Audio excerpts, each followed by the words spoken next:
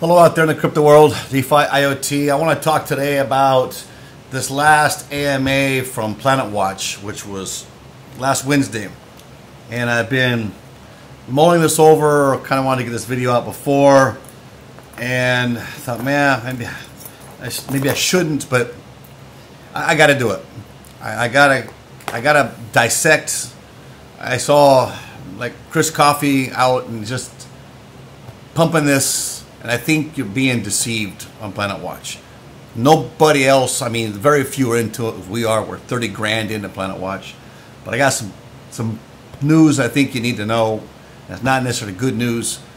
And I've mentioned this before, but we need to talk about it right now. Let's go through and dissect the last AMA from the mouth of Claudio himself. And I'm going to try to translate that from a former CEO to a current one. And kind of read to you what I think actually is really being said, but it's not being heard. Let's talk about it.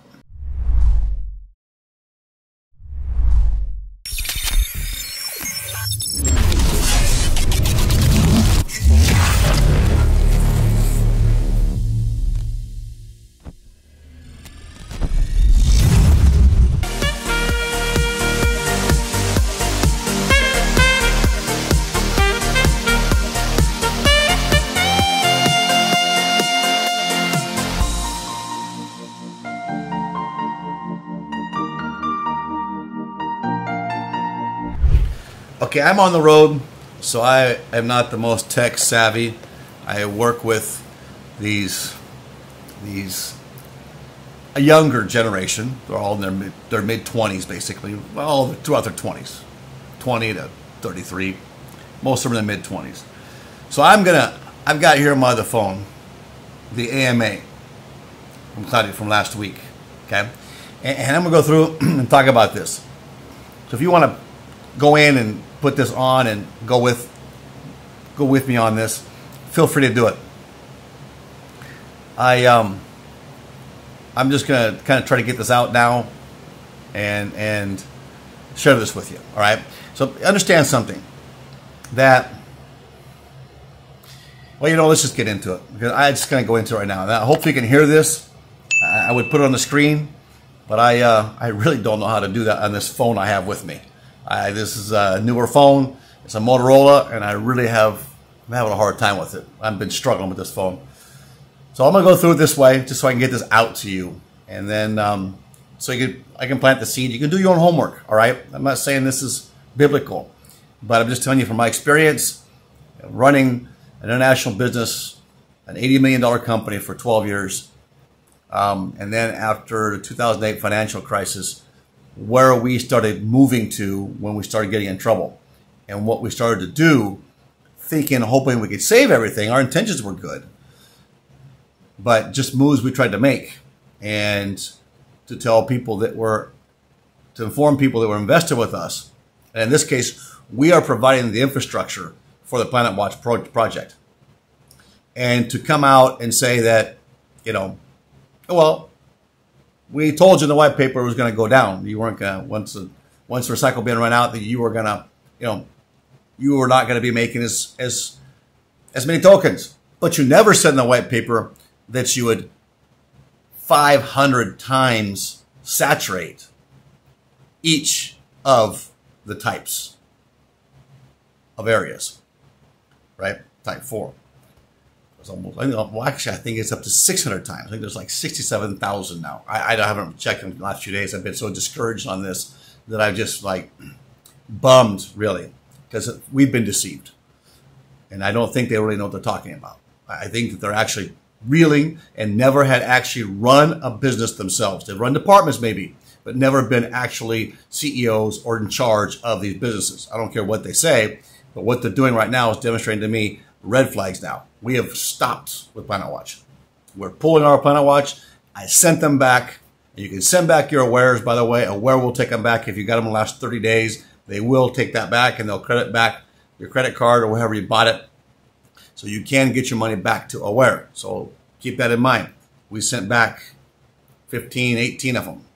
And but be careful, because Aware did send me duplicate UPS tracking numbers for different orders. and we sent them out. I had somebody else send it out, and I didn't catch it until I was looking at things actually today. So I could lose $2,000 now because they can get one order, credit it back to me, and one of those orders had one device in it. Two of the others had 3 devices in them.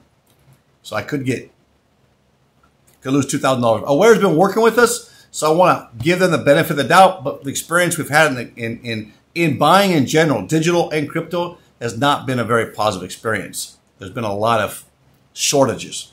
CalChip Connect, we had to break knuckles to get that. We got it, but now we got another short came in from something else we've ordered, parts we've ordered to actually put fans inside of our boxes with our helium hotspots. So let's go through here, and let's listen to Claudio here. Okay. Lately, to improve sensor batch management, Okay. and also we are working in order to be able to release soon information about the new Type 2 sensors. So I'm not going to release details today, but we are working on it, and we just want to provide relevant, accurate, and stable information as soon as possible. So there are lots of things in the making, and quite a few good things, I would say. So let me start with reviewing the situation for sensor deliveries. So as you remember, last week we sent purchase emails for 900 Type 1 and 900 Type 3 devices. The good news is that today we are able to send an additional roughly 2,000 purchase emails, approximately 1,000 for Type 1 and 1,000 for Type 3 again. Okay, so they sent a batch out last week or 2 weeks ago of Type 1 and Type 3 devices. Now, Type 3 and Type 1 are already saturated as well, right? Now we're saying, hey, we got an extra 1,000 of each one. We can get them out to you. That's good news. We're going to send out another 2,000, another 1,000 of Type 3s. Type 3 is already saturated. Do you know a month ago, when you're looking at Type 3 and you bought a Type 3 device, you had about a year still with a recycle bin. As of just last week, you're already down to only 6 months before it goes broke like Type 4s. And now he's saying, hey, we got even more we can send you. So, okay, so what's it going to put us at now? 5 months, 4 months? So we spend, $700 on one of these Type 3 devices plus a license, and now you're going to have just a couple of months where it's going to pay full planets. We bought some. We bought 2, and then we let 2 go, and we have 10 more lined up that we're not going to purchase. Now, we're going to leave it there, and hopefully that rotates and puts us back in line again for next year and see what PlanetWatch does next year. But if I see them start to go broke, then I'll ask for a refund for those licenses on Type 1s and Type 3s. And Type 4s, we got a bunch of licenses as well. We were going to build those up, but we're sending all that back. So we'll sit tight for that for a minute. Let's keep going. So now we're going to have more devices hit the market and saturate. It means we're going to make less money. Okay? All of this strictly following, of course, the waiting list order.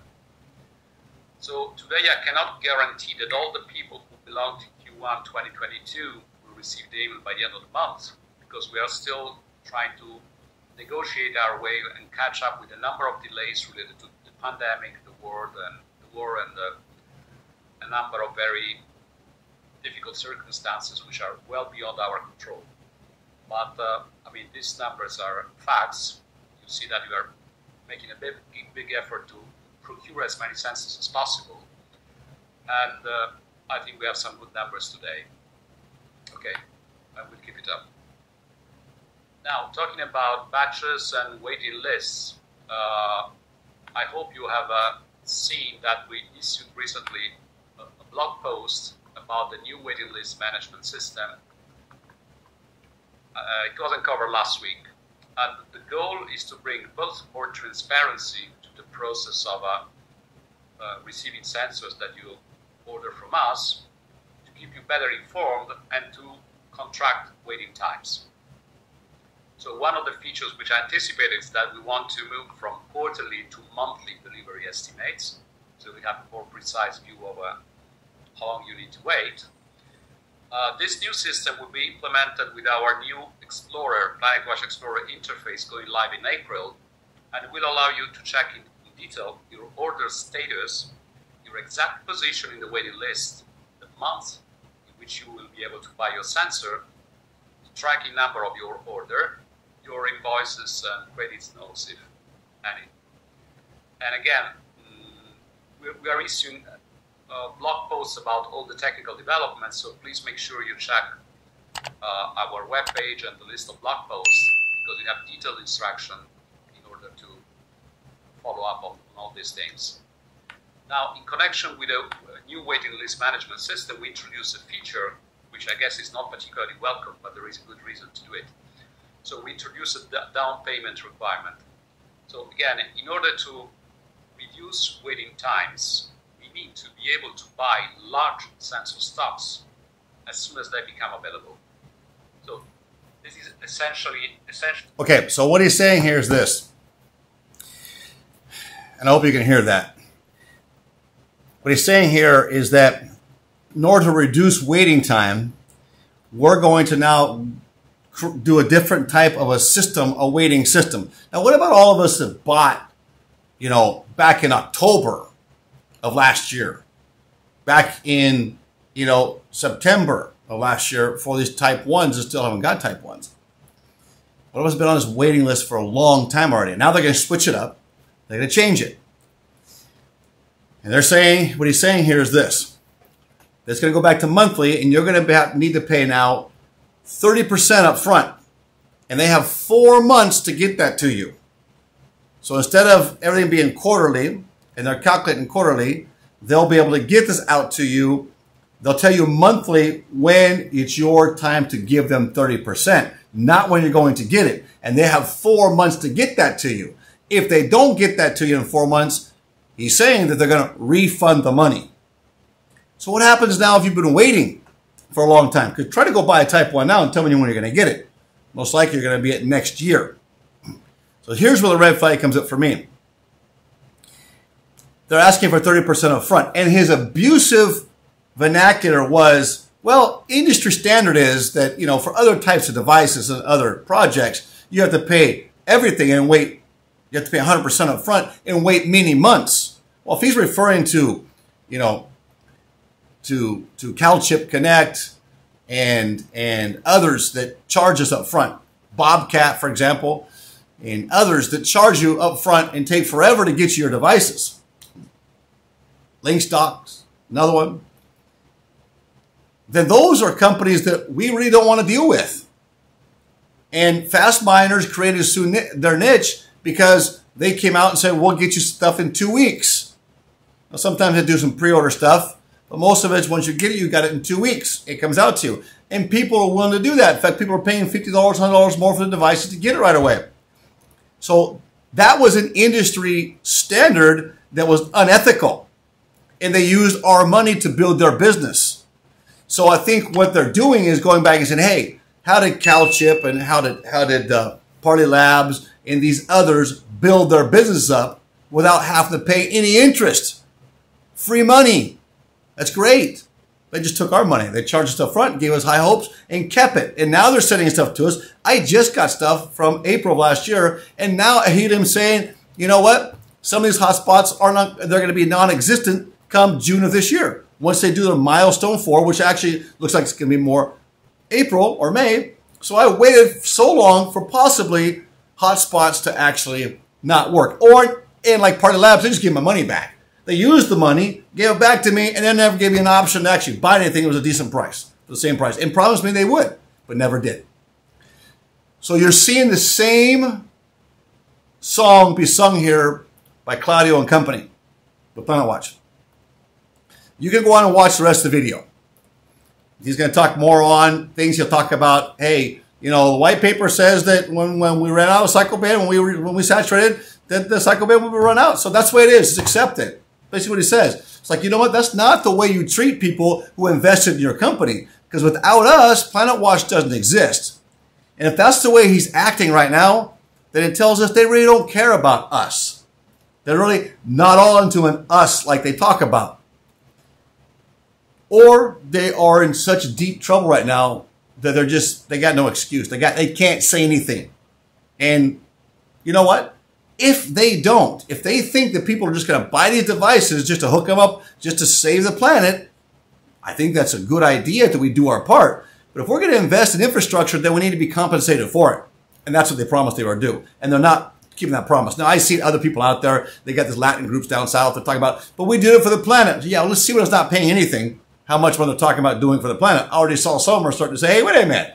I also bought this knowing I was going to help out and get compensated for helping out, right? You know, it's one thing if it would have dropped and adjusted to some degree or even been slower, but they have no sales. They have no real clients at this point. And they're saturating the markets and they keep saturating them. So they're just promoting now product sales, just like Deeper Network does. They have no real solution in mind. And that's a red flag for us. So we are breaking with PlanetWatch. $38,000, we might lose. I did get some of it back. So we'll see. We'll see how much I get back on it. A few $1,000s to get back. You can send your wares back.